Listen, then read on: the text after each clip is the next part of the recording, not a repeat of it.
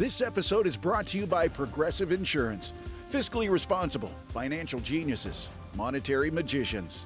These are things people say about drivers who switch their car insurance to Progressive and save hundreds.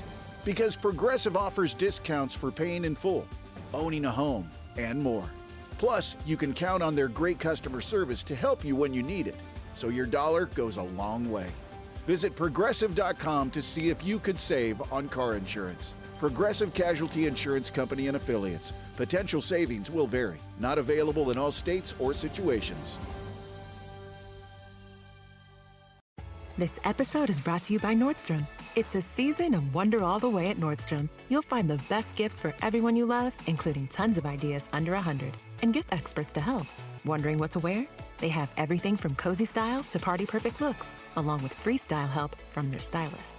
Plus, they'll help make your shopping easy with services like in-store order pickup, gift wrap options, free shipping and returns, and more. Discover the wonder of the holidays today in stores and at Nordstrom.com. Welcome to Heaving Bosoms, the podcast where best friends recap romance media while horrifying each other with snowman birth timelines and giggling over icicle genitalia.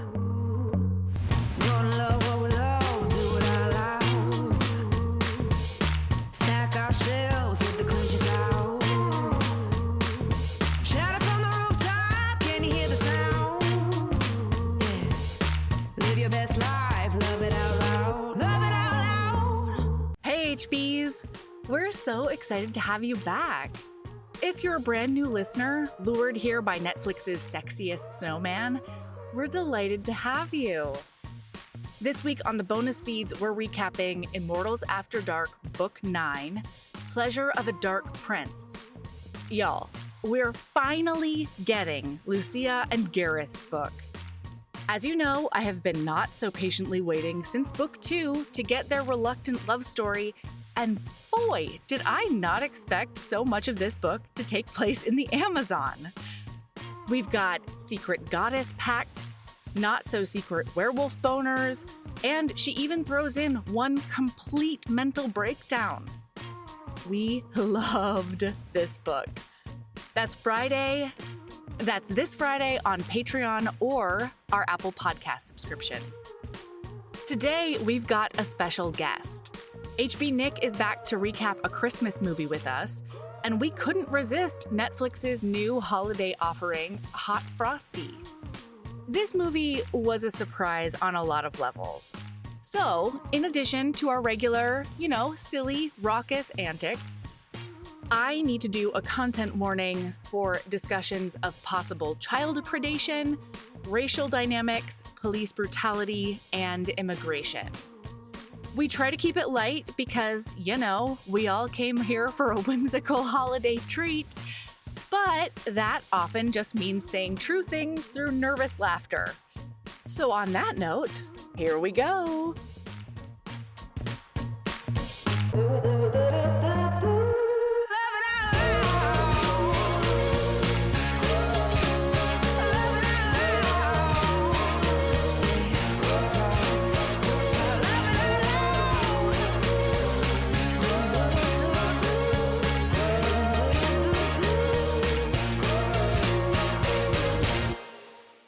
Okay, y'all, Valor's in swim class.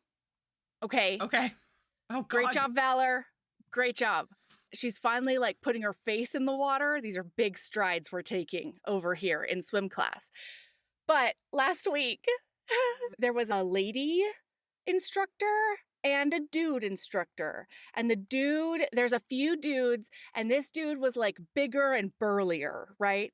And so for most of the class, she kept on gravitating toward the female instructor, and she would want to have the lady tool her around because she also chitter chats the whole class. She narrates everything. She tells her about school. They really have a one-sided catch up during swim class. But at one point in the class, Valor reaches for the lady instructor, and the lady's like, nope, you've had me a lot, and so we're going to trade this time. I'm going to go with this girl, and you're going to go with him. And so Valor pauses, looks over at him, and goes, All right, big boy. Gets into his arms. I am legitimately how old is Val? She's almost 6. I don't know All what right, I would big do boy. if a almost 6-year-old said that to me. Are you kidding? I'm delighted.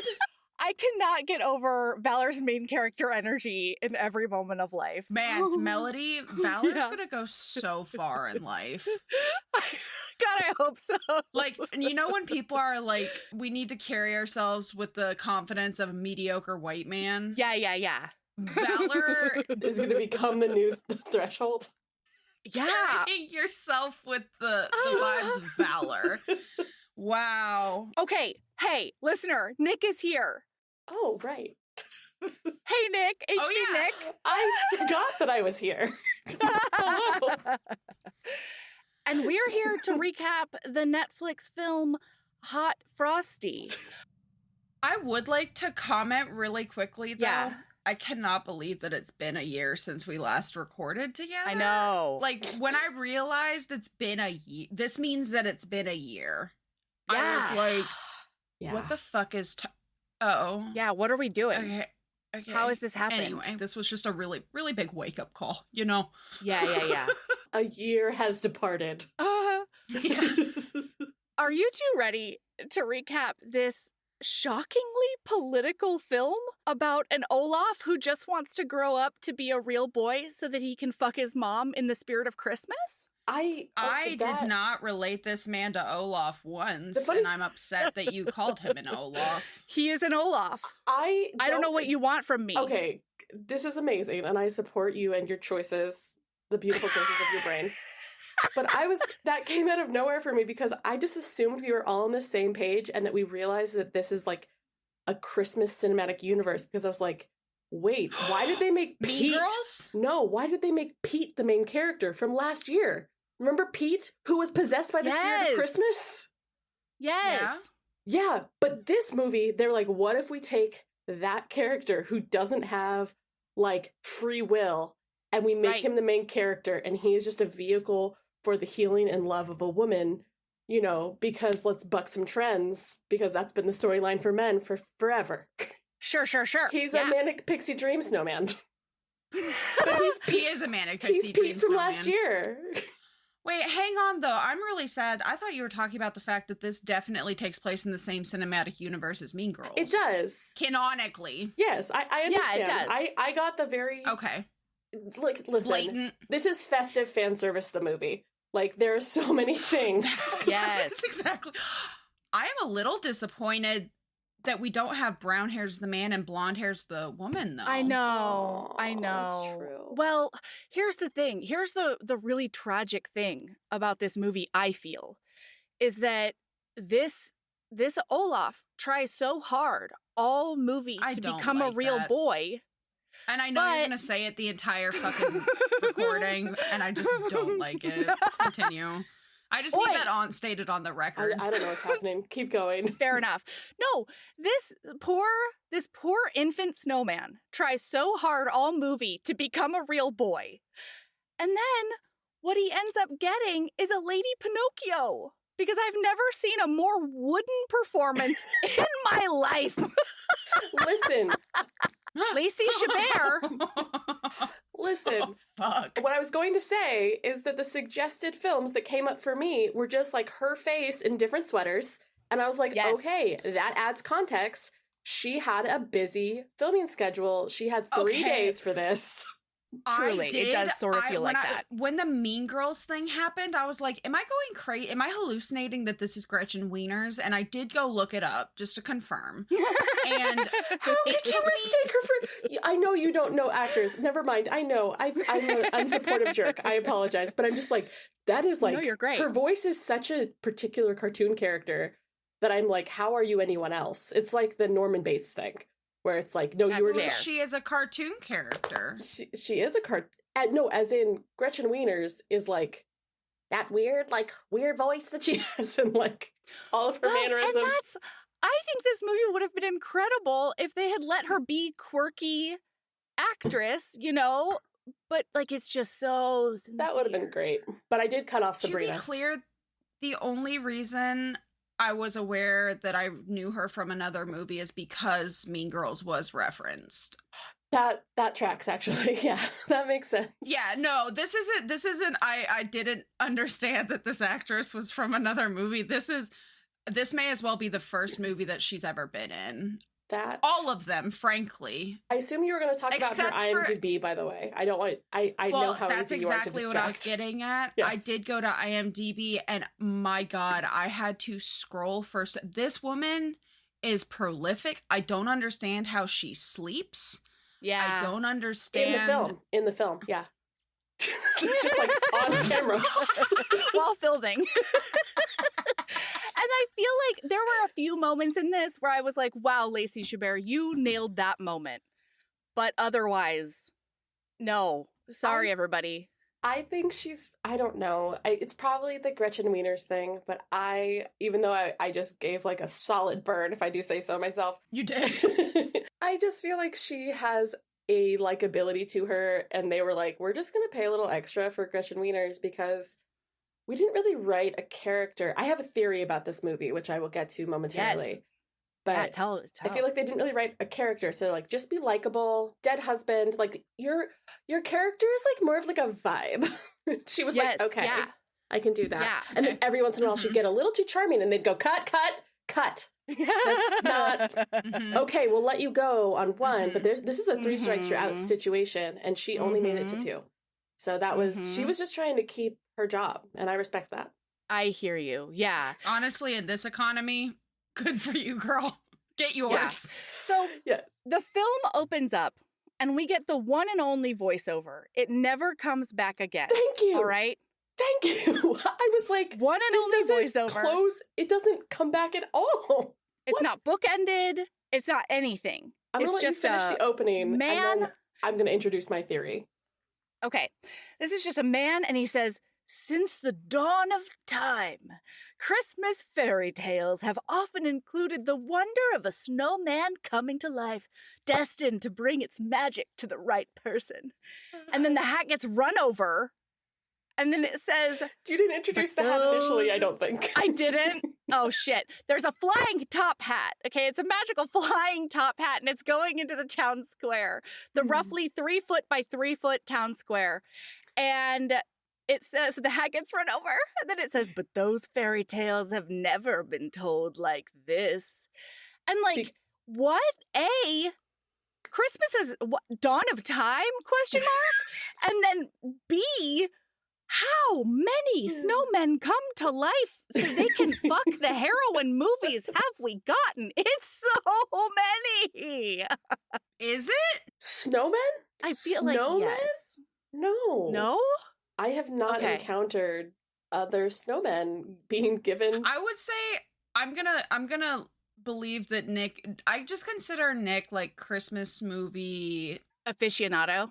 So now we have a geneticist, we have official HB memeists, and then we have an official HB Christmas movie expert. Am I your expert? Yeah. Christmas movie consultant? Yes. Like you guys will patch me in when you're doing other Christmas films and be like, Nick, we need a quick fact check on, I don't know, how many snowmen have come to life and fucked people. I feel like there have to be more. I'm sure there are. Honestly, though, that was a check that didn't get cashed. It wasn't officially written, but I was ready for Icicle Dick. I had a note, but that says, what about his dick, though? When he's like, oh, no, I'm melting. And I was like, that does not bode well if you can't be near, like, a warm room. You can't get up in there. All I'm saying is I would have dealt with the snow for a 5-minute fuck on a cold ice. They did it in Untouchable. Just for the experience. Okay, I thought you meant like you're just very into this guy, which I was like, that's unexpected. He's lovely, but no, he's fine. But yeah, wait, I do want to not lose track. Tell us your theory about this film. I think this is a movie that was made over a long duration spiritually, where each plot of other Christmas films gained sentience, and they had a corporeal form of sorts up in the heavens of Christmas movies. Okay. And this is the break room of Christmas movies. Oh. A movie will wander in to grab a coffee and will accidentally spill its movie plot notes into the film. And then they have to get back to their main movie. They only have a 5-minute break. They're just taking a 5. Like, they're just such hard workers. So because they do have to make 37 of them in a day of the same plot. But this one's like, what if we take tiny elements? But like, there's one like lazy person who's just sitting there, and like, that's this film where it's just like, I don't know, sentient magical creature comes to life and bones someone who has a dead spouse. Also, trigger warning, dead spouse. Sorry, I meant to do that earlier. I mean, you do know it's a Christmas movie, and there is the obligatory, some like a major figure in your life must be dead. Must be dead. Yeah. Especially if we're not going to write a character for you. That is your personality. Yeah. And like, and I agree with you, because so many things are like seeded and then completely dropped. In the beginning of this movie, it's all about how she hasn't cooked since her husband who made the diner with her died. And like, she hasn't cooked for herself and she hasn't created a recipe. I thought part of this movie was going to be woman rekindles her passion for the culinary arts. But that's not a thing that happens. I just assumed that she considers cooking for one a Sisyphean task like I do. And would rather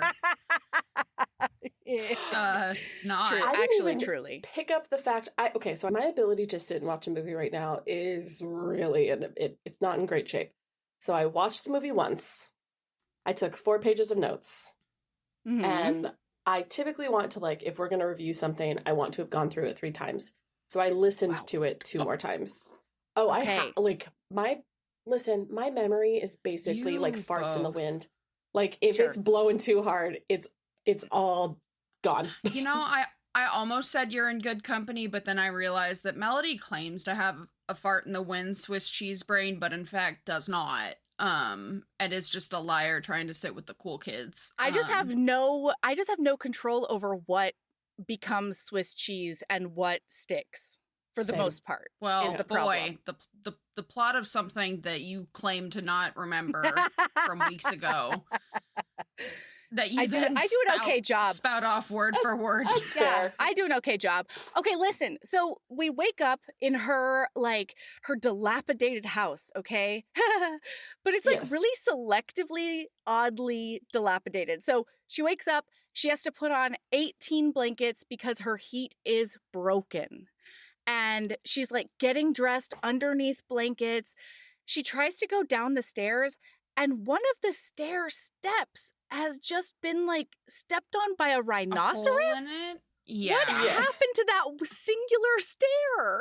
How did that happen? From the top of the steps, a banister, they just dropped a kettlebell.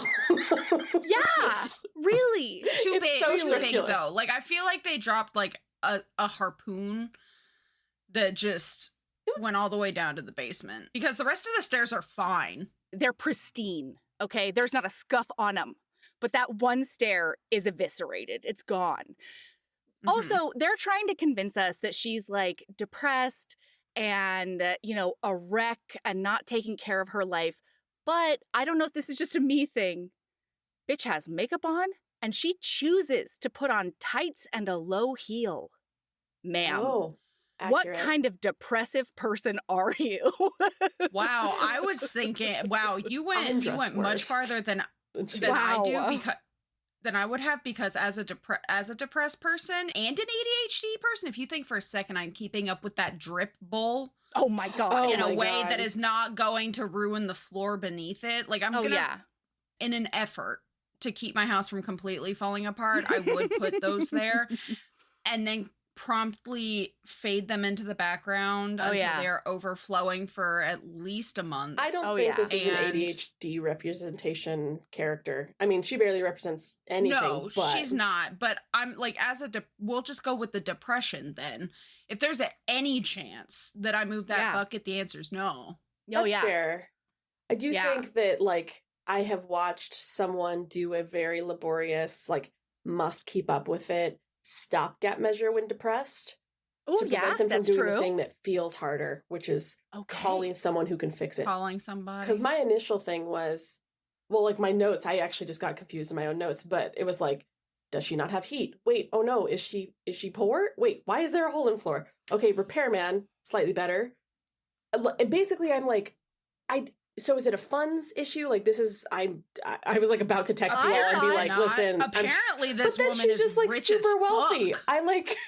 She's As the diners pay that well? Apparently. I guess her husband had a great life insurance policy or Well, something. not to mention that, like, especially since we only see her giving away food at this diner, there is not an American dollar exchanged one time when she is in the mix. No. Okay. There's not. Okay, also, she has a thriving business, all right? Yes. And later on, in just a moment, listener, she will promise to make chocolate chip pancakes for some random crotch creature that comes in. This is not depressed representation. I'm sorry. That's fair. No. There is a note, though, like, because this town, you mentioned how tiny the town square is, approximately 3 feet by 3 feet. It's also, like, I don't understand how her business is. Apparently, this is just a town of wealthy people. They probably have a tab, because there's only 31.2 of them in this entire town. Yeah. When they're like, the entire town is here. And I was like, yeah, they called all the extras, all 22 of them. Exactly. My theory is that this town is actually just like a commune of sorts. I dig it. A commune where like money doesn't exist. You gave them all of your funds in the beginning, and now you live in this picturesque New York wonderland. Okay, I like it. I like it. Also, her name is Kathy. And her business's name is Kathy's Cafe. She spells Kathy with a K. She spells Kathy and cafe with a K. Is that what you're getting to? I am. Well, because I feel like we've got two missed opportunities. One that only I know about. Because my mom's name is Kathy with a C. All right? And when I was younger, we owned a restaurant called Kathy's Kitchen. And she would go CK. This bitch could have gone Kathy's Kitchen, and my mom should have gone Kathy's Cafe. What is the matter with these women? Honestly. Okay. Honestly. I'm not going to say any of that because I'm not going to say anything to that because one of those people is real. So. No, say whatever you want. No, but my mom does have a more defensible position, though, because in my humble opinion, a diner is not a cafe, all right? No, it's not. And mostly what, like, the biggest thing my mom did at her restaurant was pizza. And so, like, that's also not a cafe, but it is a C. You know what I mean? Yeah. I don't know. I just think that people could have thought more about it, is all I'm saying. Kathy's Kitchen. There you go. I renamed it. I think that is a great idea. And I also love that you can, because I was like, I'm going to move my notes to the point that I want to talk about because you mentioned the crotch creature.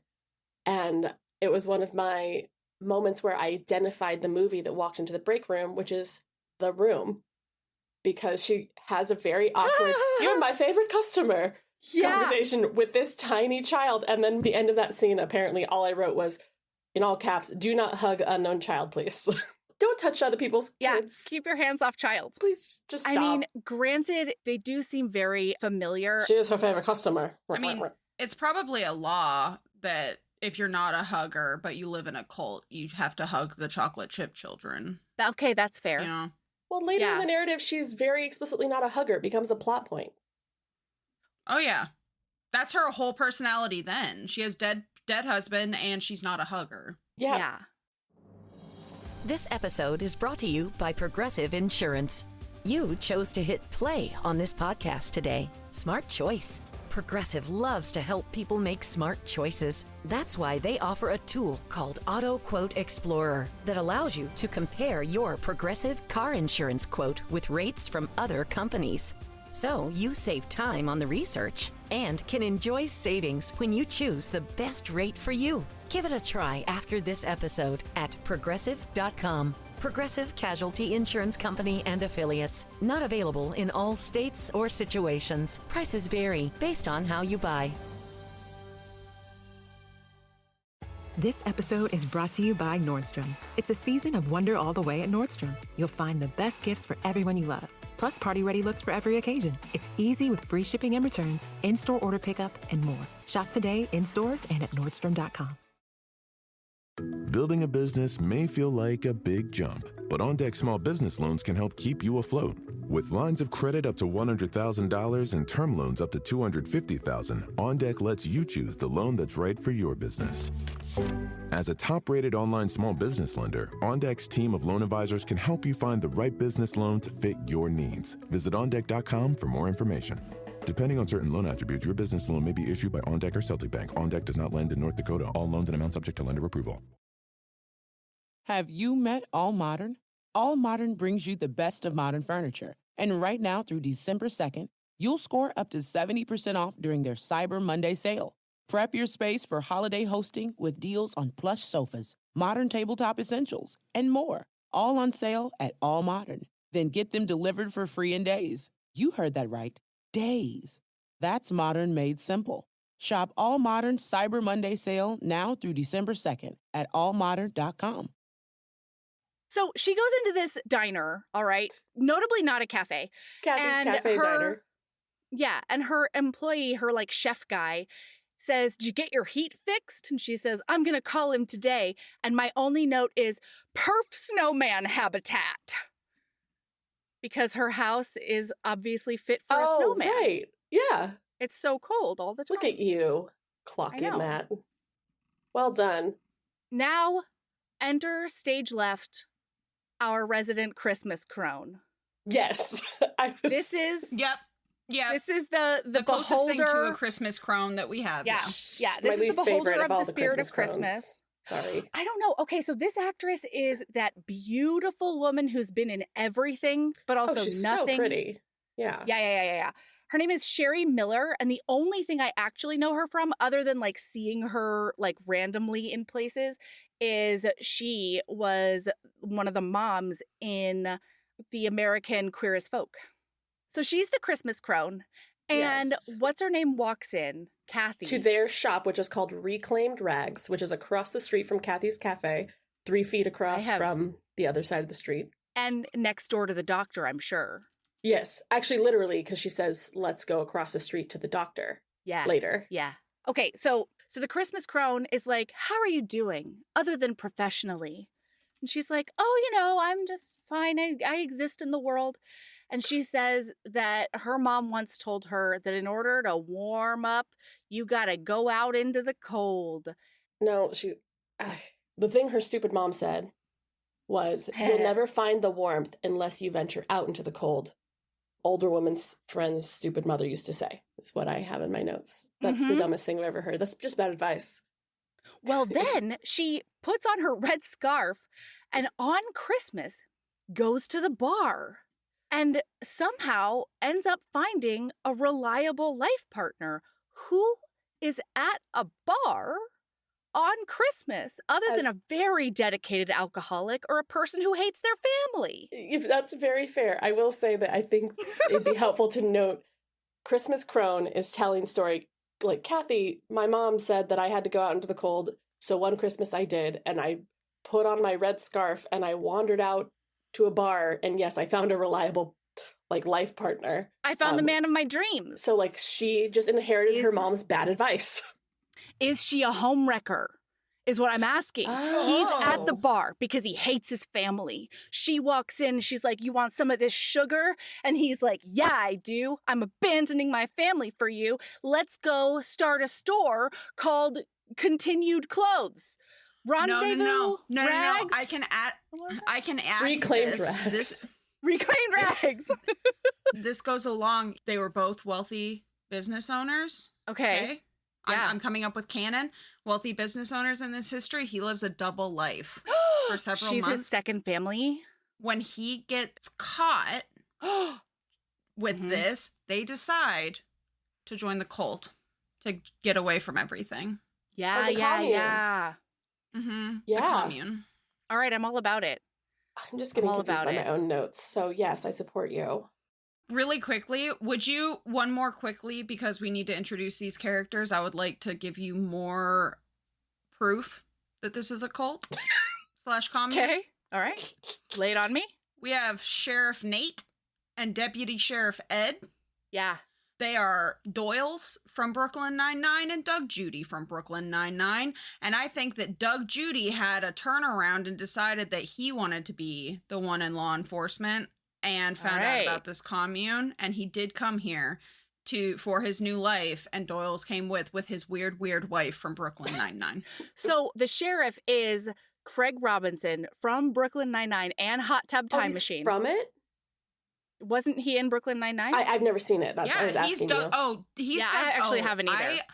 I love a sitcom. I'm a slut for a sitcom. So any sitcom from before like 2020, I probably watched. And Doug Judy is a big old criminal.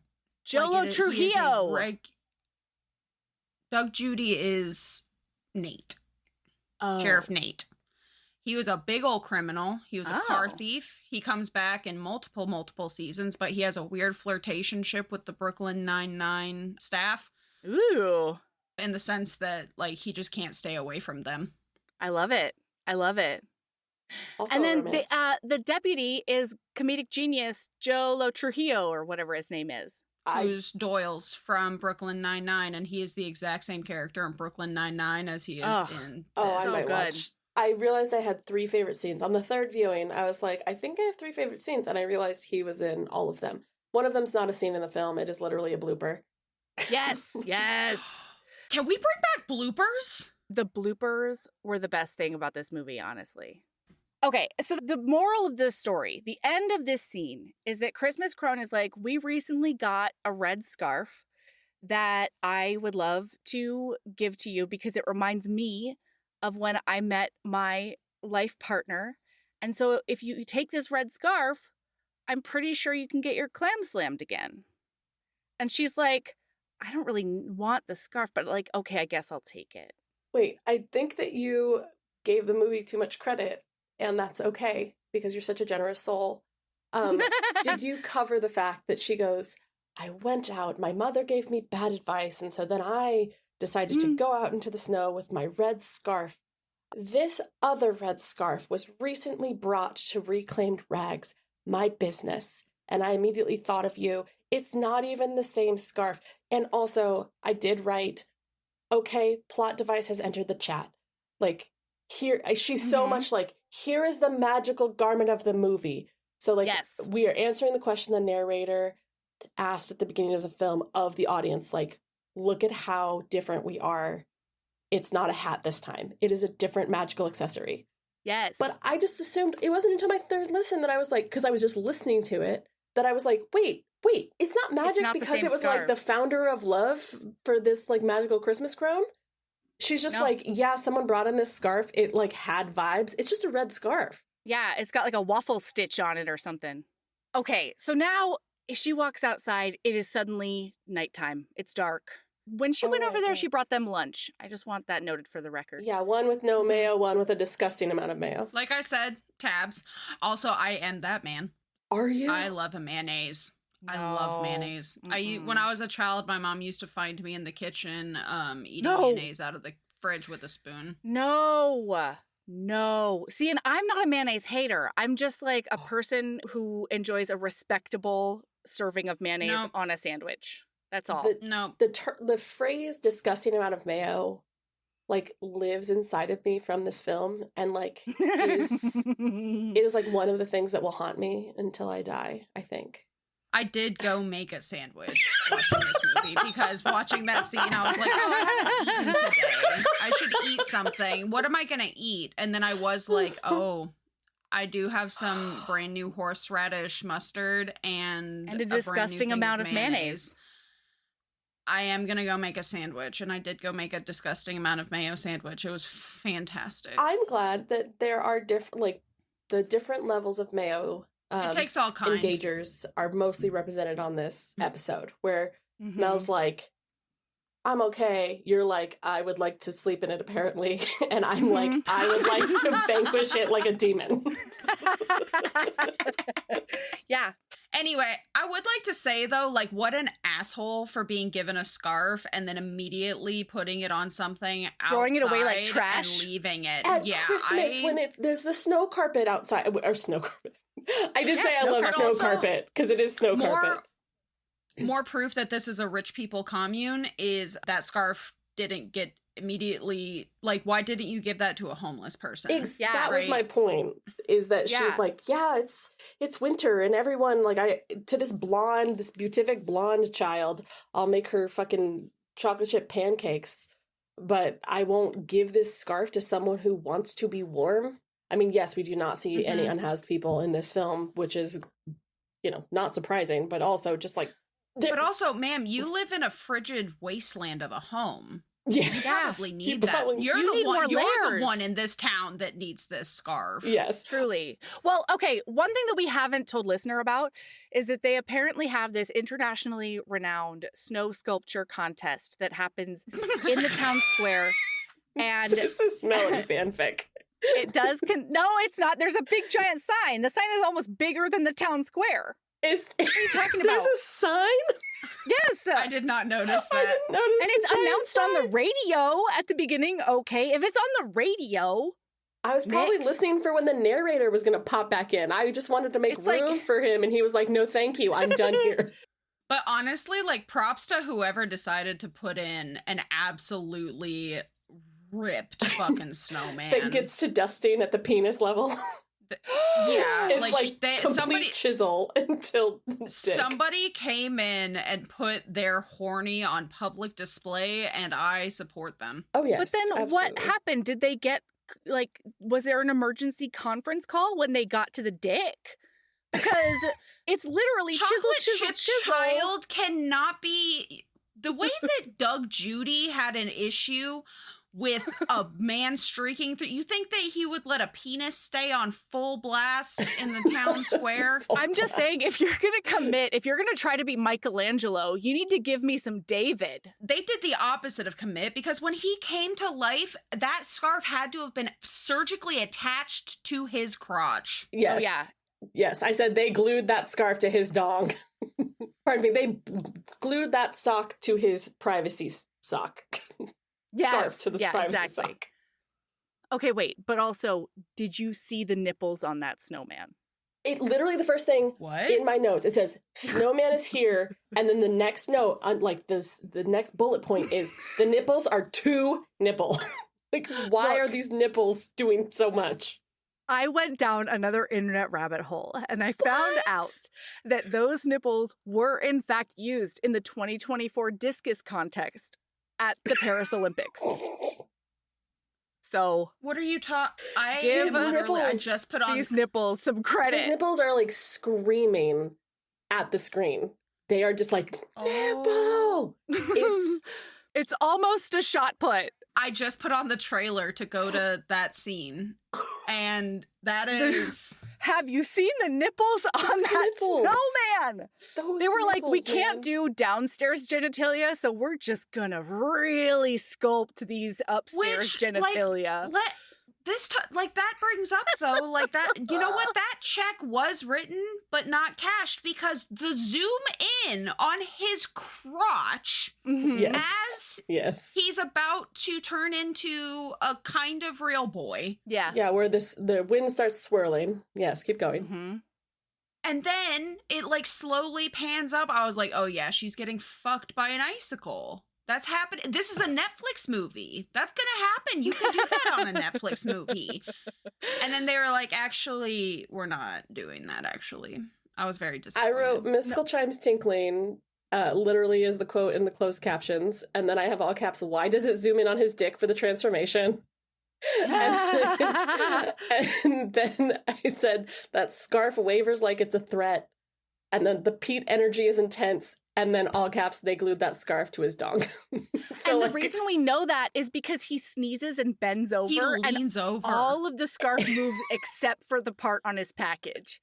It's literally like, it's costume taped to his dick. It's fantastic. Oh, yeah. Yes. Okay, so now... Old man and woman walking dog. Ethel and Mortimer. Yes. Important characters. Oh, wow. Well done. I was in love with Ethel. What is up with the names in this movie, too, other than Nate? It's a commune. That's fair. But Ed, Ethel, Mortimer, Kathy, Dottie? Dottie is the doctor? I mean, nothing about this film was modern, so it's very possible are it these was written boomers? in 1984, and 1984 was not ready for it. I don't know. I thought it was shockingly political. There is a Mel looking at the IMDb. Oh, Well, that's nice. Oh, yeah, Mel is the Christmas crone. Mel I is the could not have Christmas told crone. you the names of those characters. I was like, the lady who is like a very charming actress playing a character that is like, I found deeply unlikable, and the man, I just called him quite Mayo. literally, I have the IMDb up next to me. Well so I just have my notes that I started typing, and then the notes that I had to write longhand because a cat decided that she was so bored by the movie that she must sleep on my lap. So we're going to get low tech in a minute. Nice. Fair. Nice. Okay, so he sneezes. Actually, all right. can I interrupt because I really want to? I noticed a thing and I want to do a thing. Basically, for anyone who's been listener has been like, I didn't watch this movie. I should have because like I can't follow this. What has happened? Opening scene. She's cold, has hole in stairs. She goes to cafe.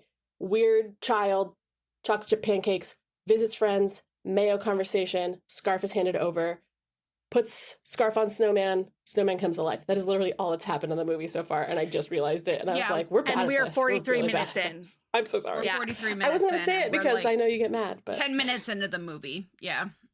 So now I'll let you keep going. I just thought I'd give a recap because I have been a listener who's like, wait, I didn't read thing or I didn't watch thing, and I struggle follow. So I just thought I'd give like bullet points. Okay, so now he's a real boy, but he's naked in the town square, covered in frost. And At night. yeah, and Ethel and Mortimer are just trying to walk their dog, okay? And he says, "Hello, how are you? I'm an Olaf. I just came to life." I still don't like it. And and so then like everybody screams, right? He goes running away, and then That the man guy definitely slipped a disc. The older gentleman Yes. slips and falls and probably will have surgery eventually. The older woman, I think I wrote something like, I think she's supposed to be horny. I find it really gross that she's like, oh, there's a naked person who is running away. I want to chase them for my own enjoyment.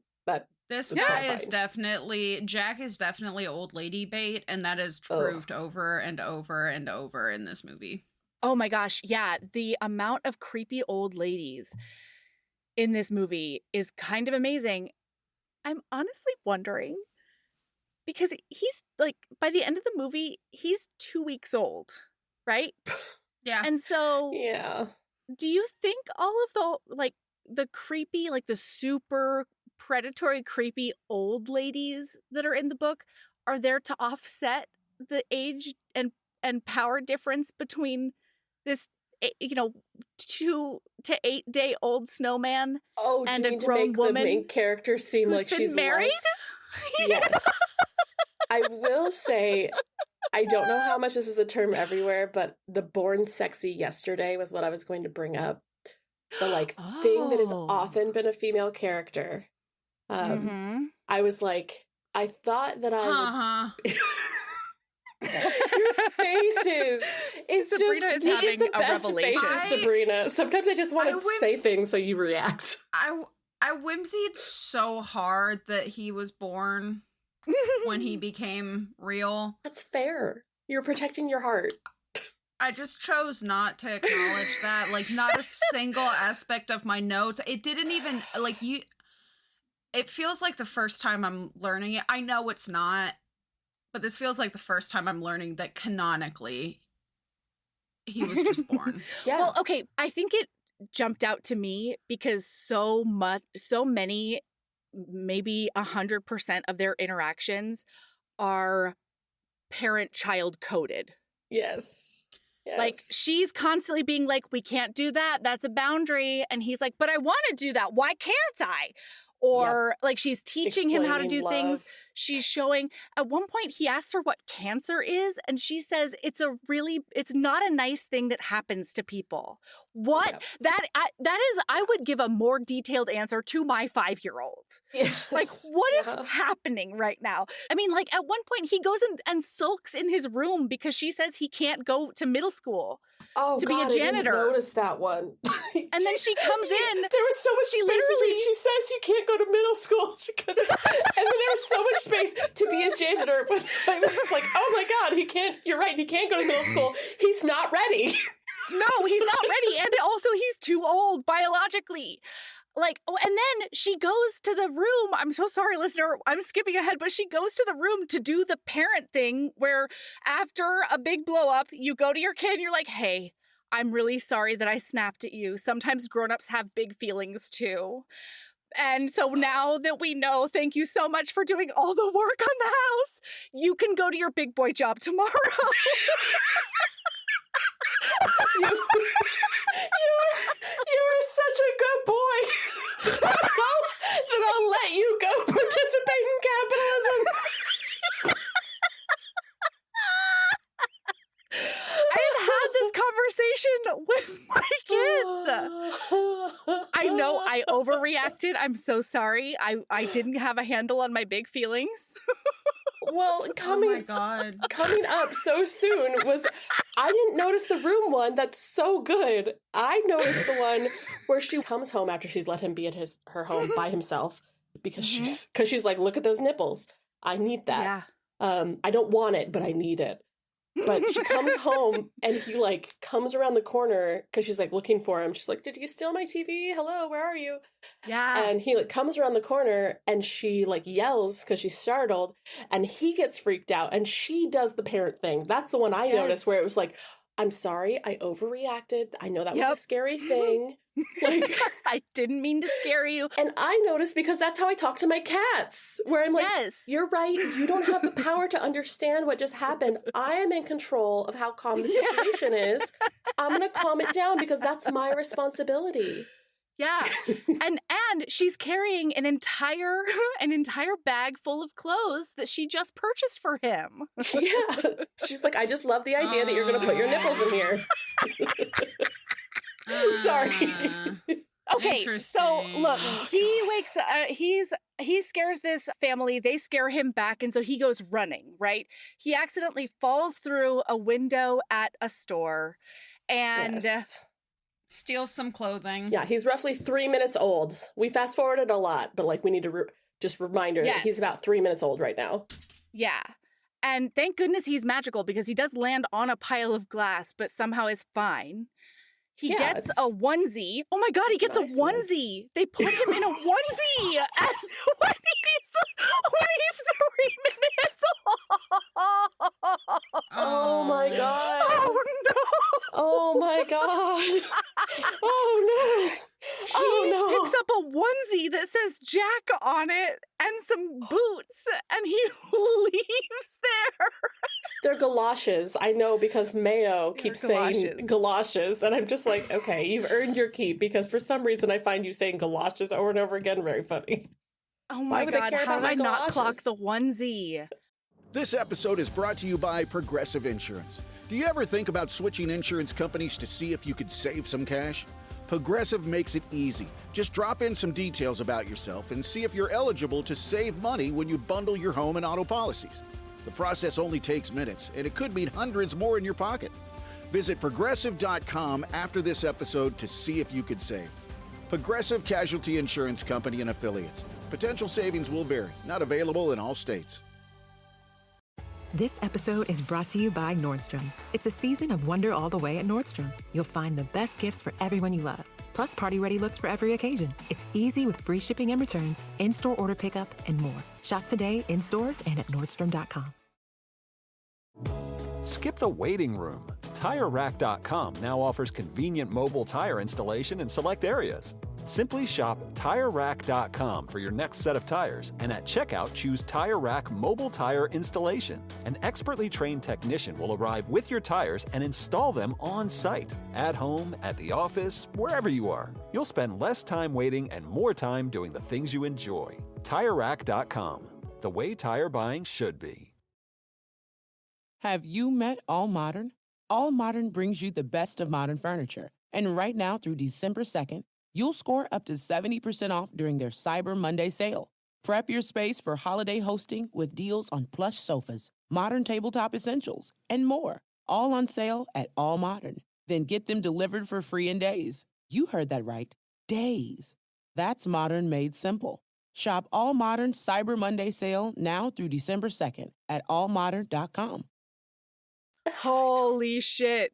So, okay, I did find this next part really, really entertaining and wonderful because when she finds him the next day, she sees this himbo in the town square talking to the other snowmen, saying, "Look what happened to me." This is vital. Interesting choice of the term himbo, because I was like, this is further proof that this has to be a rich people commune, because she saw this happening in the town square and didn't immediately go, "Oh, that is like that's a mental health it is crisis. Safe for me to go talk to this person instead of immediately call a professional." I definitely thought it was, yes, that is a fair point. My reaction was, well, there are two, but my main one was that she looked over at this person having a mental health crisis and she was like, but he's hot. So, like, oh yeah, those nipples though. I was like, if you were a few ticks down on the attractiveness scale, like you would have just been left out there to write out your time as a snowman and then melt in March. Yeah. Okay, wait, Absolutely. listen. Here's where we get political, all right? Put on, strap in and strap on. Okay, I'm ready. This man is also a very attractive white man. Yes. And this movie has a lot of immigration and defund the police tones. All right? Yes. It's wild because as Craig Robinson is a black man and he's the sheriff, like the races are sort of swapped, where it's the black man who's doing a bunch of overzealous policing and actually like doing a big police brutality at one point. Yes. He kills a suspect in custody. Murderer. Exactly. Yeah. That gets very conveniently brushed over. Yeah. Well, because not only is he the token minority. Yes. Well, we find other out than that her the plot only device cook. Oh, I forgot about him. I was going to comment on the child, though, that turns out to be his son. Yep. You know what I the mean? One Like, other it is person of color that is given like actual lines that are not to move the plot along. And in this scene where she takes him to the diner, the only other person in the entire town who says, "Should we get law and order involved?" is the other black man. Yep. The chef of the diner. I mean, and like, I don't know. It was just, it was noticeable to me because every other person other than like her waitress, the server at the restaurant is a person of color. But like every white person in town is just like, oh no, he's totally normal and everything's fine. And it's sort of whimsical because at least some of them just accept on the face of it the premise that he is a snowman come to life. Notably, the doctor does that at the very beginning of the film. But yeah, and she was ready to go down to Pound Town. We haven't gotten past Snow Dude doing his motivational speaking to other snow people, so the doctor has not yet arrived. Yeah. Because I didn't want to pass him going all of a sudden as she's walking up in the daylight, because like the last time we've seen him, he fell through glass, he stole galoshes and a onesie. Which are, for if anyone who hasn't watched it, it's coveralls. They're just coveralls and they have a name tag that says Jack. And then the next morning it's like daylight. You kind of see her wake up in her cold thing and change the bucket. And then she heads back to her cafe early before anyone else is out, theoretically. And then she sees him wandering around and he goes, "I love talking." And like, as though he just realized he could, even though he has said hello. Like the incident that will become important to the plot where he's like naked and startles some old people. The whole point is that he said hi to these people.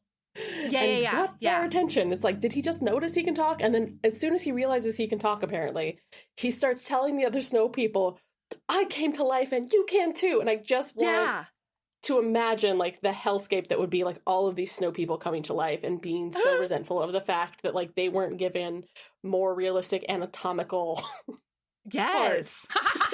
Absolutely. They're like, why am I not chiseled? Yes. Why don't I have arms? Well, because it is internationally renowned snow sculpting competition that never comes back, and we don't know like anything about it or who the judges are. Why isn't the person who did that sculpture fucking pissed off that it's disappeared somehow? I wanted someone to take credit. Like, oh my God, my sculpture. That's why, like, the older woman, I wanted it to be her, the horny lady who comes in later, who is like a fucking sex pest. Yes. I wanted her to be the one who's like, oh, that's why I'm attracted to you. I created you. I mean, from did horniness. She or did the heroine? I don't know. Okay. Oh, you think that the heroine secretly did want clam slamming so hard that she made a I'm just chiseled saying snowman? I'm just saying, did the person who chiseled the snowman create him, or did the person who put the scarf that brought him to life on him create him? You know what I mean? Maybe it's a team effort. Philosophical question. Yeah, maybe it's a chicken and egg thing. So intellectual. Okay. All right, I'm going to motor us a little bit. So please drop in if you have a comment, okay? That's important. So she ends up taking him to the doctor. The doctor thinks that the thermometers are broken because his temperature is below 30. He's also sweating in this office. And then she's like, well, what if maybe magic? Like, maybe this is magic, and we love magic here. The scientist in me is startled, but hey, whatever. And then she's like, hey, you can come home with me, buddy. Yeah, she specifically says, it's Christmas time. Yeah. Period, the end. Yeah. That's when magic happens. And then he doesn't want to go home with her because she is not the woman who put the scarf on him. He has baby ducklinged onto her. Mm-hmm. He is imprinted. Yes, he has. She says, why would you trust me? That doesn't make any sense. And he says, and I quote, you put the scarf on me, and I'm pretty sure that's what's keeping me alive. So technically, I've known you my entire life. Yes. It's horrible. It's horrible. It's upsetting. So yes, the doctor is like, do you want to come home? He's like, nah. And then he goes home with main character who has a name, which is Kathy. Then she brings him home. Is there anything important here? She tells him to watch TV and to stay put. Just cool it and we'll figure it out. Uh-huh. The actual plot importance is that he keeps telling Kathy that he loves her. And this is where she explains to him that that's not how love works. You can say that you love things and like, you know, you love pancakes or whatever, but saying it to a person means something and you need more time to know that you love someone.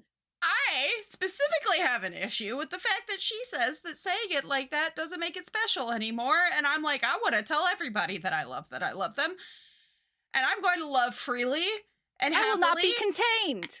And fuck you, Kathy. Yeah. Okay? Yeah. Love is not a finite resource. Love multiplies.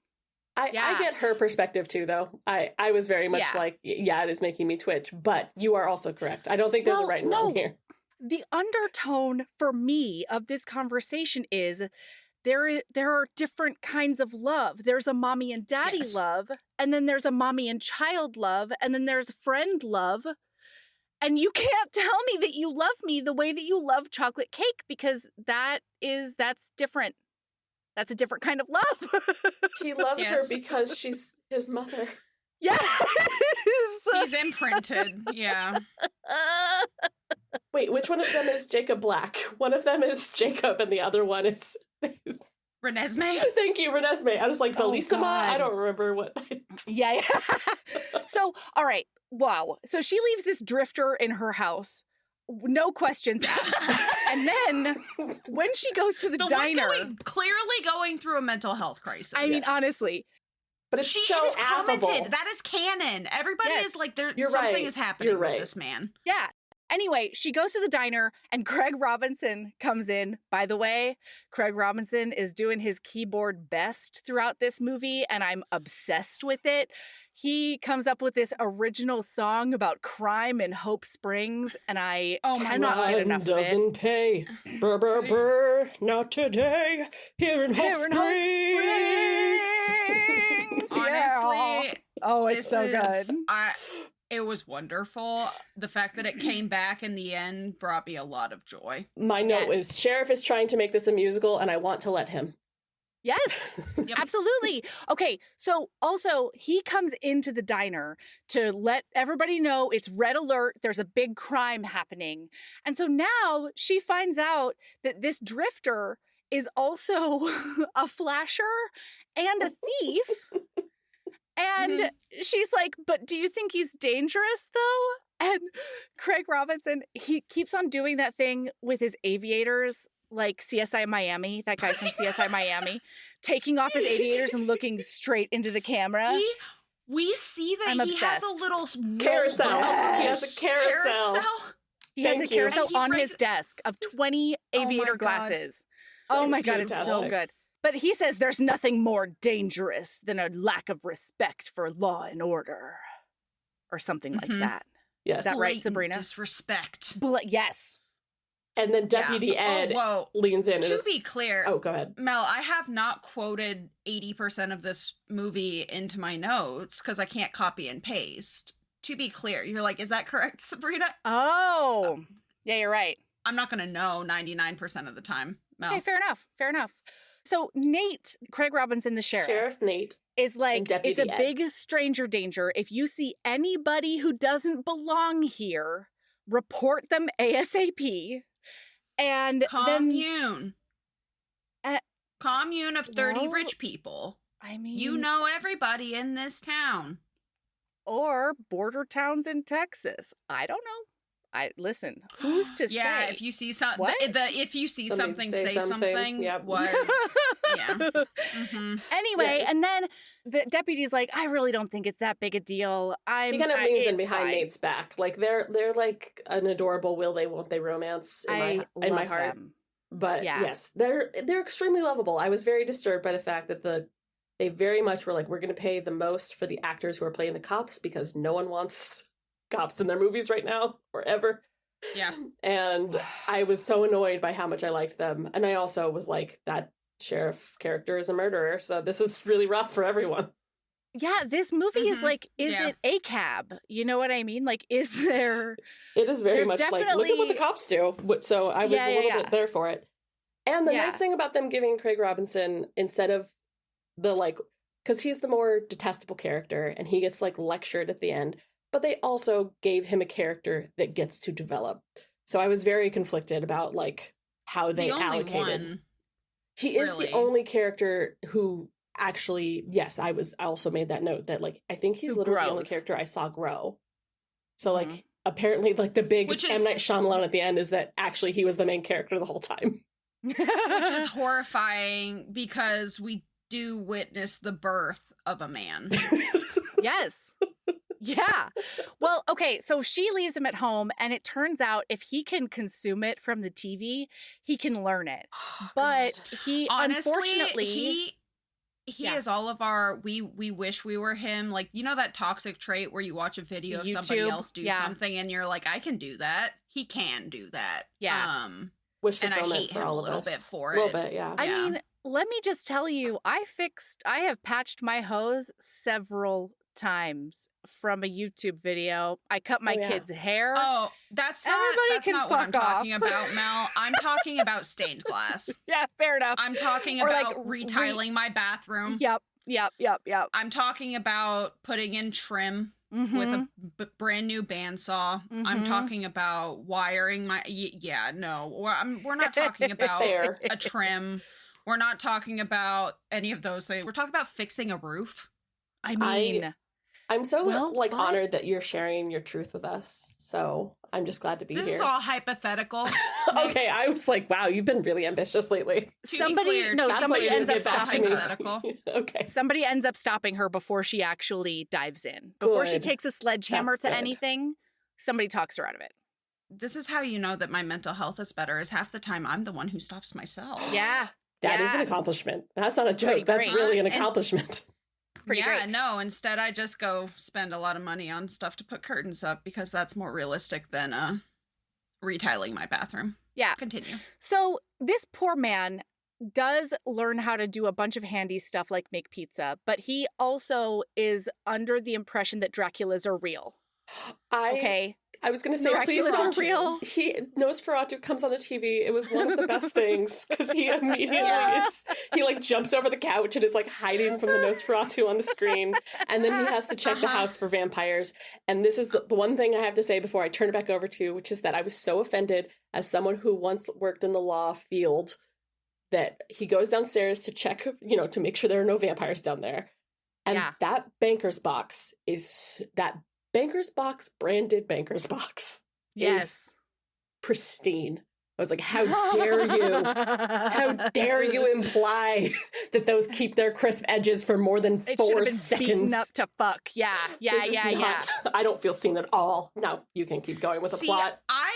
It was a mood for him looking for scaring himself via Nosferatu, but I immediately lost the mood when he immediately went into the basement. Well, he is a child. What? It probably made sense to his child brain. Basements are dark, Sabrina. Why wouldn't a Dracula be there? Why would you go down there? You have to be like 5 before you realize dark should be like a threat. Yeah. Oh, that's fair. Oh, okay. That's You're right. fair. And he's 5 days. Yeah. No. not there He's yet. 2 days. Two. He's We're 5 at, we're at a hours, hot maybe. 2. Yeah. Yes. So when he goes down there, he finds this banker's box and y'all, they did a zoom in on this AI Comic Photoshop. Sans cousin of font of he has cancer, must go chemo. Okay, I was going to talk about the wedding photos at first. Oh, but sorry, go. Because no, you are brilliant because I would screen share it for you if it wouldn't totally derail us. But my note is, I said, what is the font on his quasi-medical charts? It's first cousin to Comic Sans. That's what I wrote. I can hear angels singing. Is everyone else hearing that? I am. This I do feels hear it. amazing. Yeah. So, That's incredible. wow, these wedding photos, they do a zoom in on this wedding photo, and that was a bad choice, filmmaker, okay? If it's not because AI. you can see, these The people are buzz not in the same between photo. the two. Dude. No. It's fuzzy. It's wild. It was incredible. Also, why is it sepia? That's a choice. Yeah. Also that, yes. So then he finds Bad sepia. he finds these medical chart situations and he can read, okay? I had a lot of questions A, he can read. about that. B, he can read the word cancer and it says He can chemo scheduled. He can write. But then when she gets home, he has to ask her what cancer is. Mommy, what is And cancer? I was just, Mommy, what is cancer? I'm not, yes. Maybe add that to the trigger warnings. I have had fuck's so sake. many of these talks with my actual children. So when she gets home, Ma'am, you haven't cooked at home since your husband died. There's no fucking way that you have the shit to make homemade pizza and eggnog. no, absolutely not. No. She didn't have pepperoni, but she had ham. You're right. Oh my God, I didn't even catch it. God, you're so good. But also, Sabrina, more proof that this is a rich person commune. Commune? Did you Mhm. notice how judgy she was about his crimes of necessity? Huh. She's Uh-huh. like, you stole? Okay, well, we can't do that. And I'm like, you left Well, we can't you can't do that yet because you don't have a tab open at the local commune finance keepers thing. Well, and she's the one who left her progeny out in the freezing cold with no resources whatsoever. And then she comes at him being like, you're poor and you shouldn't have done those crimes because you're poor. To be clear, she did not know that she was birthing a man when she threw out that perfectly good scarf. Okay? When she saw a muscular snowman and was like, of all people, I feel the most sympathy and desire to help you for some reason that I'm not going to explore. I think it's just the craziest thing, and this is just more proof that this is a rich person commune, is that she cosplays as a poor person, but she clearly has money. Yes. I mean, she makes it rain on him later. Like, it's wild. Yeah. And it's also not a fucking problem that he uses her credit card. I looked up how much it is to buy a sheet of paint of glass. I was going to ask you guys. And have it shipped. Yeah, how much do you see? It's multiple thousands of dollars, especially commercial grade glass. Yeah, I looked at the glass that we had to order because I live in Portland. And teenagers got some ideas after the quote unquote riots. Teenagers, for the record, everyone who wants to talk to me about how Portland is, it was like little white teenagers. Anyway, but the point is that we've had to replace our glass multiple times. And yeah, it was like $2,400 and they are smaller than that. Yeah. Oh, yeah. Especially like a solid sheet of paint of glass that big and then getting it delivered, that had to have been minimum $14,000. In the dead of winter, that fat express shipping? Yeah. Oh my God. Yeah, no, that's like easily 15 grand. Yeah, you're I'm totally talking right. about like door panes when I'm talking about a couple $1,000 for just door panes. So he makes her pizza. And it's kind of adorable because she has Post-it notes all over the thing being like, call the repairman. And so he mimics her because he admires his parent. Yes, he puts up Post-it notes all over the place going, hot. Ooh, oven, hot. Oven, hot. Don't touch. Yeah. This is very funny. So then he does it. So it's the next day. He becomes Mr. Fix-It because she talks about, he's like, why is your house such a shithole? And she's like, well, you know, when my husband died, he did everything because his job was handyman. Mm-hmm. And, I just put together, they definitely came into this rich. This is a cosplay rich people commune because, like, how do you have this much money when you own a diner for a town of 30? Yeah. And your husband's literal job is handy person. Yeah. Okay, I have to rewind a tiny bit, and I'm very sorry about it. It is crucial, though, to the plot and the hand touch. To my I was not going to talk about the hand touch. There is a pizza cutter hand touch. Is it flirty hand touch? Yeah. No. As they watch TV that night, eating pizza, his is cold pizza, hers is hot pizza. They watch some sort of documentary about the place Hawaii. All right. Oh, right. And he says, let's go to there. And she says, A, people who just met each other don't go on vacation together. It's not appropriate. And then B, like... That's quitters talk, but continue. Maybe you haven't seen it recently, but I have. I was waiting for him to break into song about doing what Frozen things do in summer. That is what Olaf sings in Frozen. He wants to be in summer. He has a whole song about how he's going to frolic around in summer times. And they won't tell him that he will melt. She does him the service of telling him. So how dare you come at me about him being an Olaf? That's really difficult evidence to refute. So then she does comment on that it's also expensive to go to Hawaii, and like it is, but ma'am. Yeah, she was very much like, that is not the barrier. You just shit money. This episode is brought to you by Progressive Insurance. You chose to hit play on this podcast today. Smart choice. Progressive loves to help people make smart choices. That's why they offer a tool called Auto Quote Explorer that allows you to compare your Progressive car insurance quote with rates from other companies.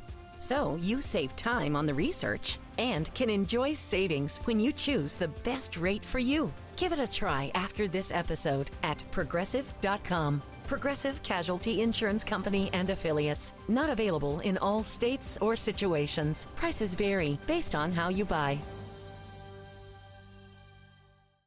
This episode is brought to you by Nordstrom. It's a season of wonder all the way at Nordstrom. You'll find the best gifts for everyone you love, including tons of ideas under 100. And gift experts to help. Wondering what to wear? They have everything from cozy styles to party perfect looks, along with free style help from their stylist. Plus, they'll help make your shopping easy with services like in-store order pickup, gift wrap options, free shipping and returns, and more. Discover the wonder of the holidays today in stores and at Nordstrom.com.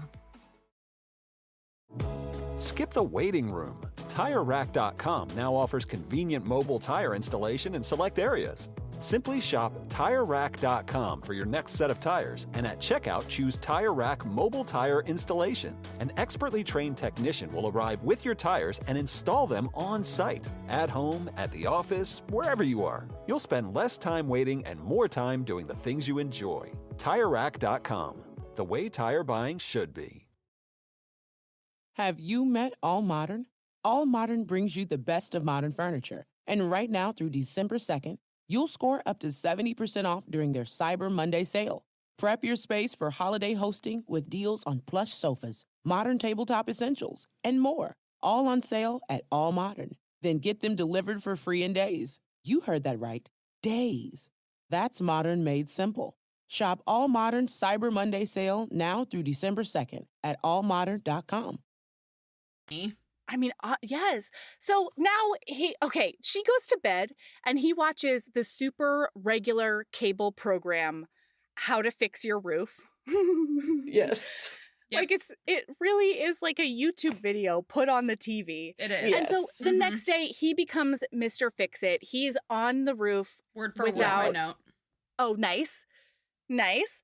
He's on the roof. Oh, and every single scene he's wearing this red scarf. Right now, it's tied around as though it's like the top of a sarong. It is like early mid-knots fashion. Where you loved wore like it. A neck scarf. Oh, it looked like a Disney it. print sash to me. Where they would have that. Like the sash around their waist. For sure. Yes. Like back when men could be a little bit flamboyant without having questions. Yeah. Yeah. He doesn't have a shirt on. And so on the slutty roof, old in the lady snow. Jane. He does cause an accident. He does not cause an accident. Yeah. Okay, he is a disgustingly he's existing in the world. All right. You're right. I was so bothered by this. I'm so sorry. I just jumped on you so hard, but I really wanted to jump on the movie. I'm going to walk it back. I was so fucking frustrated when it was like... To be fair, I was too. Okay. I was like, he's just being sexy in the world, and he gets blamed for her wrecking her. There's an older, like a slightly older woman who is just like one of the most polished blonde women. She's super hot. She's supposed to be in the film. Specifically, she's supposed to be older. She's Lauren somebody, and she calls herself an older lady. That's it. Lauren somebody. Like, she's been in Lauren Holly. She's been in everything. Jane she's fucking Miller. Gorgeous. Yes. I literally never looked that good in my life. No. Even when I was I don't 3 look days that good old right and now. apparently at my hottest. This is what happens when there is a dedicated hair and makeup stylist at the rich people commune, you know? Fair, you have got a point. Also, she is honestly in some ways goals because she has no less than 20 pairs of incredibly flamboyant and fantastic eyeglasses that she wears throughout this movie. That was very melody coded. It was hugely this slutty old lady. All right, she calls herself an older lady. I'm not saying that. Yes, she very much in the film. She identifies that way, and I think it's because it's supposed to make his relationship with the heroine more palatable. I think you might be right. I would like to throw out that there's an accident. She does run into a snow. She backs up into a snowdrift because she passes, sees him, and then has to reverse because he's just too sexy. And then I'm gonna just say that him coming down that ladder awoke something. Oh, yeah. I hear you. I didn't. You know what I mean? He's a spiritually attractive man. I am not like I couldn't tell you my type if I tried. But the point is that I was like, I want good things for you, you poor innocent infant. But I was not attracted until he came down that ladder, and then I think never again. That's exactly it. He was a competence boner. Infantile. Boy, him coming and the way that scene was shot, those producers knew what they were doing. Yeah, something about the slide of those boots and then hitting the snow. I just like. I just wanted him to approve of me. And like the low slung jean, like I was already like a little with the pirate sash. Wow. Scarf. That felt like a direct You're attack. Right, competence boner, Melody. And I suddenly did not judge old lady. Right. You know what I mean? Like he went from just born infant man to, oh, this is a sexual being, and I'm not sure how I feel about that. Well, and this is like one of several scenes that is the start of a porn movie. And then it is shot like a porn movie. Yeah. Because he comes over and he's like, oh, ma'am, it looks like you're in a spot of trouble. She's like, I don't know what I was doing. And he's like, do you want me to push you out of this Do you want me to push from behind, is how he phrases it, I believe. He does fuck her via car. Uh-huh. Yep. And she gets flustered as if she's being titillated. Penetrated. It's fantastic. He's like pushing, hilarious. and then and she's like, oh, okay. Oh. If you think that she does not get home and there's a snail trail from the garage to her kitchen, you are incorrect. I was like, okay, I'm letting you do this movie, fine. And then he comes up and in his innocent voice goes, I'm so wetty. Like, it's just so innocent. And I'm just like, I retroactively want to undo this movie. Like, just stop with the innocent thing as an addendum to the very, very, like, innuendo-y scene. I was going to say explicit, then I felt guilty. Because then, wait, I'm so sorry. Again, oh, this is a very specific perspective. But then this predator woman says, I know your mommy. I've known her for years. You can come home with me. Oh, no. Oh, no. Oh, God. Oh, no. I need a safe space. She basically offers him candy into her white van. I lost a puppy, and your mom told me you could come help me find it. The lost puppy is I need a light hung.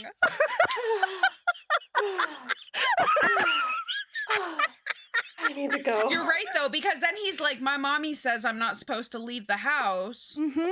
Oh, no. And she says, I've known her for her whole life. I've known her for 30 years. I was wondering what that note was about. Coming home with me. That's totally fine. So anyway, this stepmom porno / child predation ends, and they go to her house. She invites all the other ladies over so that they can drink and watch him hang stuff. Did that include Christmas Crone? She was the one who wasn't reacting to him sexually. She was right? no Christmas Crone. She was the only normal one, though. She was all just like doing normal things. She was like, I thought I was coming over for tea, not for sex crimes. Yes, exactly. Where they're like watching him. Crime in Hope Springs. Honestly, Sheriff Nate was looking at the wrong crimes, and this is further proof. Yes, this is further proof that this is a rich people commune. They're insulated. You're right. Sex crimes don't matter at a rich people commune. What does matter is a stranger streaking.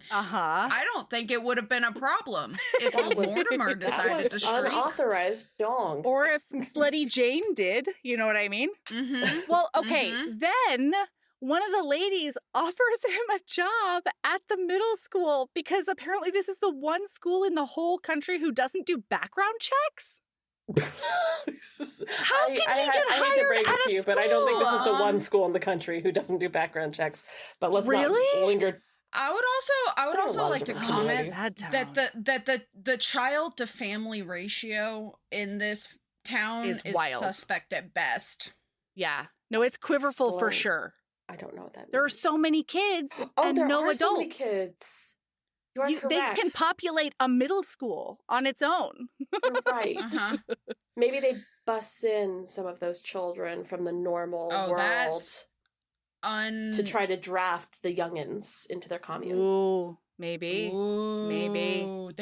Oh no, you're saying that they're being groomed? Oh God. Yeah, but I didn't know I was saying it.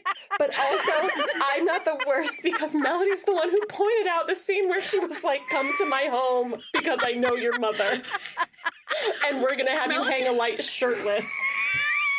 He's not shirtless, but emotionally he's shirtless. Yes, I know, because she says he's going to go put a shirt on, and she's very disappointed earlier in the scene. Yeah. I do need to point out that I apparently it rose, because at this point I was taking notes by hand, so only important things got taken down. Yeah. And I wrote, painting is haunted and hideous in this room. So apparently, listener, if you watch this back, apparently there's a painting in that room I was so offended by that at like 12 p.m. while I'm watching this movie and taking notes, I was upset enough that I wrote it down. Yeah, it's a really it's an abstract art that. Oh, did you remember it? I don't even remember it. I just apparently was mad. I don't remember exactly what it is, but you remember how it made you feel. Yeah, I don't remember what it was, but I noted it in my brain parts. So now the ladies take him to the diner, and she's like in a convertible with a top down. Sorry, keep going. Yes. Yep. Well, and so he comes in and she says, "What the fuck? I told you you were grounded. You're not allowed to come out of the house." And he's like, "Well, but your friend Jane told me that I could because she knows you." And then they sit down and the sheriff comes in, and then we get this ice eating dick measuring contest. Yes, that I was very confused about. I couldn't even acknowledge the dick measuring contest. I think that this was like hinted at with the pond scum conversation. Like, there's been a lot of hints at it throughout my time on this podcast, but the fact that all of these people came directly into this building, did not wash their hands, and then had a communal ice cup that they were getting with their hands, went into their mouth holes, and not just like picking up, and they were full on like bulldoze, or they were grizzly bear pawing it. The way a middle schooler tries to grab your boob for the first time, because they're like, I don't know, I have urges and I don't know what I'm doing. They were doing that to the ice. That's a fascinating. I know, I'll look into the world. It's okay, I had very quick reflexes. Wow, that is okay. It's fucked up, right? Glad Moving on. So, anyway. Here, edit this in. High schooler. There you go. You can just clip that right in there. No, it should. No, I know people were doing that in middle school. It's wild. That's just not a universal experience. Anyway, so I was too weird, to be clear, in middle school. Oh, but I was super normal, so that's... No, I'm sure that you were also weird, but we were different flavors of weird. I don't know. It's just fair. I wasn't in situations, I guess, where boob honking was a possibility. That's fair. I don't even think like I said, I'm just gonna give them the benefit of the doubt and be like, they had urges and it was real. It was real aggressive as it approached, and then I was just like, that's where I learned to run. You know, I became a track star. To be clear, it's not just middle schoolers. So like, it's really just a timeline thing that's not universal. That's the boob honking is a universal, I think. Listen, I had a boob honk attempt or two in high school as well. I think it's like when they figure out what nerve endings are, and they're like, "Oh, you have hearing in those? I thought they were here for me." Moving on, back to the ice that they were boob honking. Yes, they went in unwashed hands, boob honk in this ice. Also, like, she is so aware that she's harboring a fugitive. She comments on it constantly, and I'm like, if you think the entire town isn't, like, she's like, we have to keep it a secret. I have a fugitive! No, totally. Yes. She's constantly talking about it. Yeah. Yes. Well, okay, fair. So she extricates him from this situation. And when they get to the car, she's like, I am serious about this laying low situation. You need to stay at home and stop this. You're grounded. And and he says, but I got a job at the school. And she says, no, you absolutely did not. You can't go play with your friends. And then he, with the most confused look on his face in the whole wide world, he says, why are you so mad? I'm just trying to help people like you do. Also, what way does she fucking help? She makes people make food for customers for money. It's just like, again, this is one where there's no exchange of money for goods and services in this. Listen, if it's a commie and they're keeping a tab. Yeah, this is true. They're back there keeping a tab. They pay monthly. Anyway. Well, so then they go home, they walk in, and he goes straight to his room and he slams the door. Yes, I do. And then, like an absolute lunatic, he does lay on the bed with his shoes on, the head of the bed. Yeah. Right by his pillow. Yeah. I don't even remember what happens in the scene because I was so horrified by that. I remember. So she walks through the house and she notices that the roof is not leaking. And like, here's the thing. Closed captioning says heartwarming music. Keep going, Mel. Yes. Yeah. I mean, I'm just wondering if he attended to any of the subsequent issues that would happen from a roof leaking for that long. Because at that point, the problem is because there's no water stain on the ceiling. I know, but that's like a 4-day job to remediate all of that water damage in the bowels of the house and then drywall over it and then paint and everything else. Because this is a 2-story home. So yeah. And she was on the bottom floor. It went through subfloor. Why was the bucket on the first floor? Why wasn't she like, I should probably catch this en route to the first floor? Oh, also, this strikes me as the type of house that has a staircase to the attic. Yeah, for sure. Like, absolutely. Anyway. Yes. So anyway, the riser on the the step on the stair is fixed. And she's like, oh, wow, that's incredible. And then she walks into her living room and he's created Christmas magic. He decorated with all of her basement supplies to make Christmas magic in her house. And so she's like, you know what? He's really been a good boy lately. And so I'm going to go and I'm going to apologize to him for the way that I snapped at him. She does that. And then by the end of this conversation, she says, okay, as in he can go to school and be the decorator man or whatever. And he says, okay. And she goes, okay. He goes, okay. Like he is so excited that he has gotten her permission to go to his big boy job. And I was so happy for him, you know. I will say this was one of the most charming moments from that actor, who has been very charming throughout the movie, to be clear. I loved him. Like he was the energy of the whole movie. Yes. I feel like. Yes, I wanted him to grow up and be successful, whatever he wanted to be. I wanted his big dreams to come true. Yeah. Oh, but bigger. while he's sulking though on the TV, Jennifer Coolidge from Mystery Movie. Yep, from I think it's Single All the Way. I think it's Single All the Way, the LGBTQ Christmas movie from a while ago. I think that's what it was. Yes, she's Glinda the Good Witch on the TV. Yes, yeah. God, she does. So adorable. Okay, and then he says, "Oh my gosh, Sabrina. This is Ted from Schitt's Creek." Yes, he's the veterinarian that dates Alexis. Yeah. Your faces are fantastic. The fact that you guys are on a constant video podcast is like a real missed opportunity.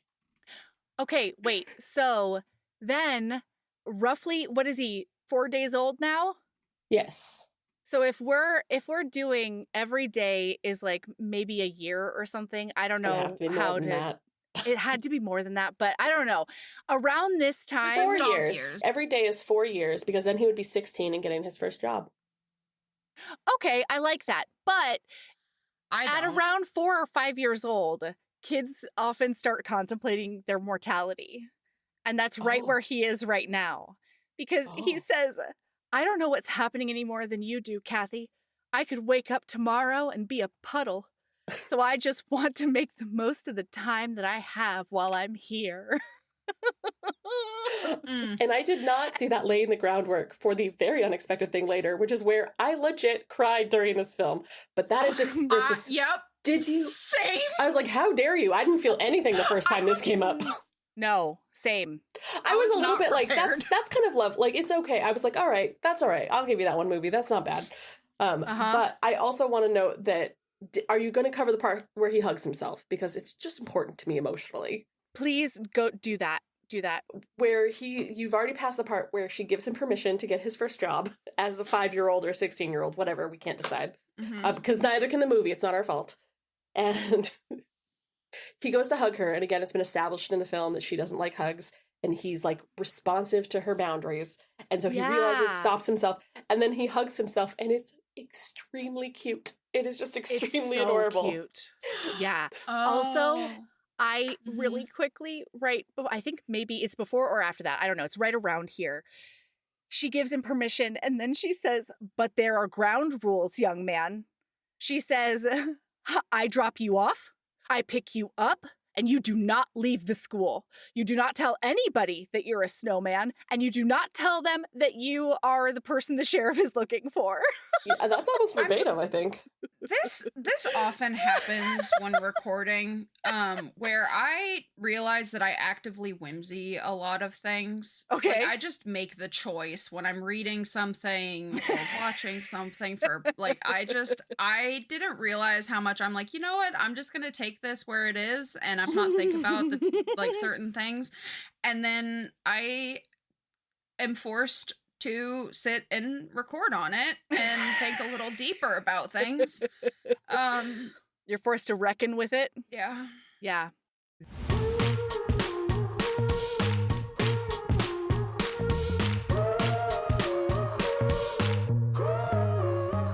This is where we're going to leave you, HBs. We will see you tomorrow for part 2. Heaving Bosoms is produced by us, Melody Carlisle and Sabrina Bradley. Editing is done by me, Melody Carlisle. Our theme music is by the incredible singer-songwriter Brittany Fonts, and our art is by the ultra-talented author Kate Pryor. If you like our show, remember to follow us on your favorite podcast app, rate us 5 stars, and leave a review. That one small action is a huge way to help the show.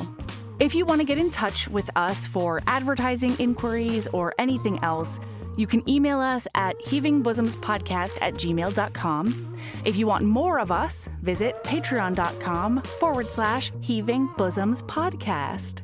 You can also find us on Instagram at Heaving Bosoms, on TikTok at Heaving_Bosoms, and in our Facebook group, the Heaving Bosoms Geriatric Friendship Cult. See you tomorrow.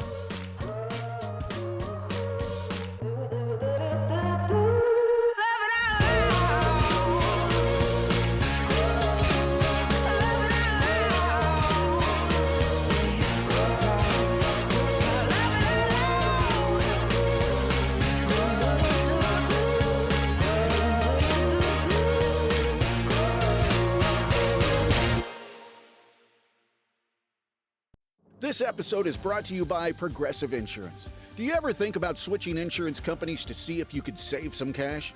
Progressive makes it easy. Just drop in some details about yourself and see if you're eligible to save money when you bundle your home and auto policies. The process only takes minutes, and it could mean hundreds more in your pocket.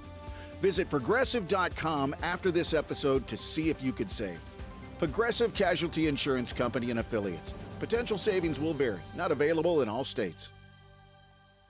This episode is brought to you by Nordstrom. It's a season of wonder all the way at Nordstrom. You'll find the best gifts for everyone you love, plus party-ready looks for every occasion. It's easy with free shipping and returns, in-store order pickup, and more. Shop today in stores and at Nordstrom.com. Skip the waiting room. TireRack.com now offers convenient mobile tire installation in select areas. Simply shop TireRack.com for your next set of tires, and at checkout, choose Tire Rack Mobile Tire Installation. An expertly trained technician will arrive with your tires and install them on site, at home, at the office, wherever you are. You'll spend less time waiting and more time doing the things you enjoy. TireRack.com, the way tire buying should be. Have you met All Modern? All Modern brings you the best of modern furniture. And right now through December 2nd, you'll score up to 70% off during their Cyber Monday sale. Prep your space for holiday hosting with deals on plush sofas, modern tabletop essentials, and more. All on sale at All Modern. Then get them delivered for free in days. You heard that right. Days. That's modern made simple. Shop All Modern Cyber Monday sale now through December 2nd at allmodern.com. When living with cancer, it's important to be informed and know what to expect. But finding the right information can feel overwhelming. That's why UnderstandCancerTogether.com is here to help. We've gathered practical information and resources based on where you are in your cancer journey, so that you can focus on the important conversations and decisions of today. UnderstandCancerTogether.com, helping you navigate life with cancer one moment at a time.